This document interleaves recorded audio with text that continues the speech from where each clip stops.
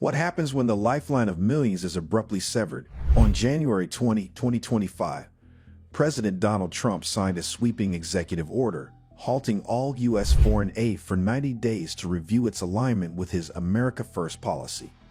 This bold and controversial move has sent shockwaves through Africa, a continent where U.S. aid has historically played a critical role in health, education, and economic development. This decision raises a fundamental question. What will Africa's future look like without U.S. support? Trump is now in office and is following through on his promises. His goal is to restore America to what he perceives as its glory days, which for him involves cutting aid to initiatives he believes do not benefit the American people. State Department spokesperson Tammy Bruce stated that President Trump made it clear that the United States will no longer distribute money without ensuring a tangible return for the American people. One of Africa's vulnerabilities lies in its over-reliance on foreign aid, which has historically allowed superpowers to exert significant control over the continent. This dependence has made Africa particularly susceptible to the impact of President Trump's aid suspension, which is most acutely felt in the health sector. A prime example is the President's Emergency Plan for AIDS Relief, PEPFAR, a critical program in the fight against HIV since its inception in 2003. Over the last 2 decades, PEPFAR has saved millions of lives, delivering life-saving antiretroviral therapy to nearly 21 million people, the majority of whom reside in sub-Saharan Africa. With the executive order freezing funding for programs like PEPFAR, millions who rely on these treatments now face an uncertain future. Interruptions in ART programs risk undoing years of progress in combating HIV, potentially resulting in increased mortality rates. Research has consistently shown that even brief disruptions in antiretroviral treatments can significantly heighten the risk of death, highlighting the severe consequences of this decision.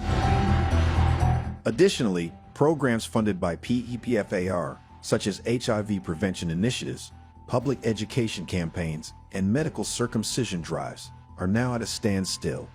Malawi, Botswana, and Mozambique, which depend heavily on U.S. funding for their HIV interventions, face the prospect of increased infection rates and overwhelmed health systems. South Africa, home to one of the largest populations on ART, will also feel the strain. Although its government funds the medications, U.S. aid supports the personnel and infrastructure critical to delivering these services. Professor Linda Gale Becker from the Desmond Tutu HIV Center warns that the cessation of U.S. funding could have disastrous consequences, particularly for nations with limited domestic resources to fill the gap. The U.S. withdrawal from the World Health Organization further compounds the crisis. As the WHO's largest funder, the U.S. plays a vital role in Africa's health infrastructure. The loss of U.S. funding could severely hinder the WHO's ability to manage disease outbreaks, deliver vaccines, and provide technical support. So we paid $500 million to World Health when I was here, and I terminated it. China, with 1.4 billion people, we have 350 to pay. We have, nobody knows what we have because so many people came in illegally, but let's say we have 325. They had 1.4 billion. They were paying 39 million. We were paying 500 million. Seemed a little unfair to me. The ramifications of the aid suspension extend beyond health. In 2023, the United States distributed $45 billion in foreign assistance to 158 countries, with Africa being one of the largest beneficiaries. Programs supported by USAID fund critical areas such as education, agriculture, infrastructure development, and governance. Without these funds, many ongoing projects face immediate delays or cancellations. For example, agricultural initiatives aimed at combating food insecurity in East Africa may stall, leaving vulnerable communities at risk of famine. Educational programs funded by USAID could lose critical resources, affecting school enrollment rates, teacher training, and scholarship opportunities. Infrastructure projects such as roads, bridges, and clean water systems, which are essential for long-term economic growth, may be abandoned mid-construction. The potential economic fallout cannot be overstated. Foreign aid has been a significant driver of Africa's development, helping nations address systemic challenges and reduce poverty levels. The sudden withdrawal of these funds risks undoing decades of progress. While the decision to suspend aid has drawn widespread criticism, it also highlights an underlying issue: Africa's reliance on external assistance. This moment could serve as a wake-up call for African nations to accelerate their push towards self-reliance and financial independence.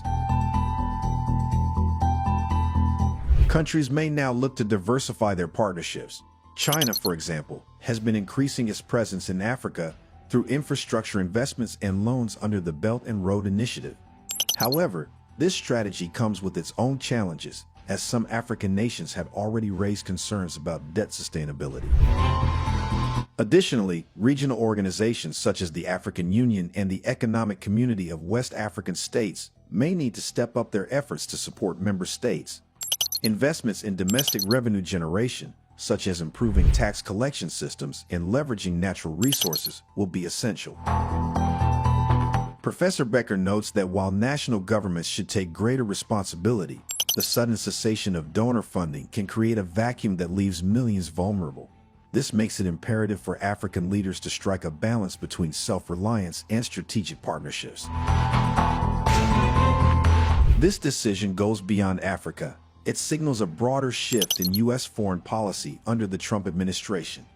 By prioritizing domestic interests over international commitments, the United States risks alienating its allies and diminishing its global influence.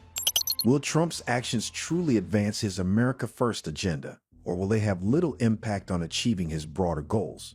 More importantly, what happens after the 90-day review? Will programs like PEPFAR regain funding, and what criteria will determine which countries continue to receive aid? These unanswered questions cast uncertainty on the future of U.S. foreign assistance.